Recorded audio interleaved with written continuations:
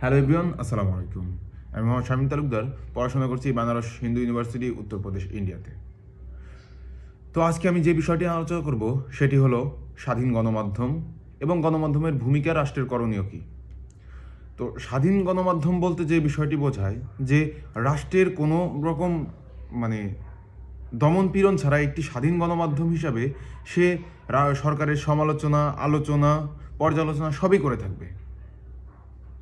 যে যখন যেই বিষয় চলে সেই বিষয়ের উপর একপাক্ষিক, যেমন ধরুন যে আলোচনা হচ্ছে দেশের পরিবর্তন এবং দেশের সাংবিধানিক পরিবর্তন নিয়ে, আমি জাস্ট সে বলতেছি আলোচনা হচ্ছে দেশের সাংবিধানিক পরিবর্তন নিয়ে, কিন্তু আমাদের মিডিয়াগুলো রিপোর্ট প্রকাশ করতেছে আলুর ফলন এত বেশি হয়েছে, মরিচের ফলন এত কম হয়েছে।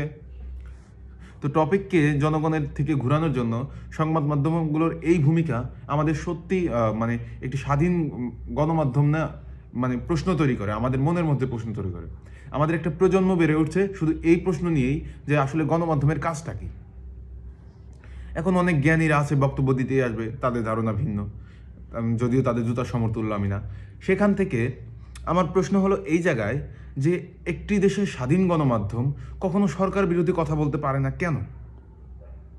যেখানে কথা বলা দরকার সরকারের বিরুদ্ধে, অর্থাৎ যে কোনো স্বাধীন গণমাধ্যমের কথা সর্বপ্রথম কথা উঠবে সরকারের বিরুদ্ধে, কারণ সরকার যে কাজগুলো করতেছে না সেগুলোর বিরুদ্ধে তার শুদ্ধ উচ্চারণ হবে। যে কাজগুলো করতেছে সেগুলো দেখানোর প্রয়োজন নাই, একদমই প্রয়োজন নাই। সরকার যে কাজগুলো রং করতেছে সেগুলো রিপিটেডলি দেখাইতে থাকেন। একটি স্বাধীন গণমাধ্যমের কাজ হলো এটা। টাকা খেয়ে গণমাধ্যম চালানোর থেকে আপনারা থালি নিয়ে বসে পড়েন রাস্তায়, মানুষ ভিক্ষা দিবে, এর থেকে ভালো চলে। এই বিজনেস আরও ভালো, আপনারা বসে পড়েন। মানে যদি এই গণমাধ্যম বিজনেস করে আপনাদের খেতে হয়, এর থেকে ভালো আপনারা থালি নিয়ে বসে পড়েন, জনগণ তার থেকে বেশি টাকা দেবে আপনাদেরকে। তো আসুন, আমরা গত 54-55 বছরের স্বাধীনতার স্বাদ পেয়েছি। স্বাধীনতার মানে এটা আক্ষরিক অর্থে স্বাধীনতার স্বাদ পেয়েছি, কিন্তু বাস্তবিক অর্থে দেশের একটি সংবাদ মাধ্যম নাই যে স্বাধীন, যে স্বাধীনভাবে নিজের রিপোর্ট প্রকাশ করতে পারে কোনো রকম প্রশাসনিক ঝামেলা ছাড়া।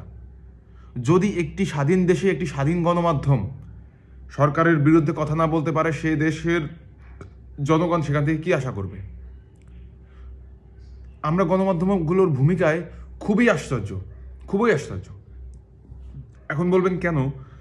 গণমাধ্যমগুলোর ভূমিকা যদি আমরা দেখি, গত 15-16 বছরে গণমাধ্যমের ভূমিকা যেটা আমাদের শাসনে আমরা যেটা দেখেছি, গত 15-16 বছর গণমাধ্যমের একটি রিপোর্ট প্রকাশ করতে দেখি নাই যে কোনো সরকারি উচ্চপদস্থ কর্মকর্তা কর্মচারী হিসাব বাদ দিলাম, কোনো এমপি মন্ত্রীর বিরুদ্ধে একটি রিপোর্ট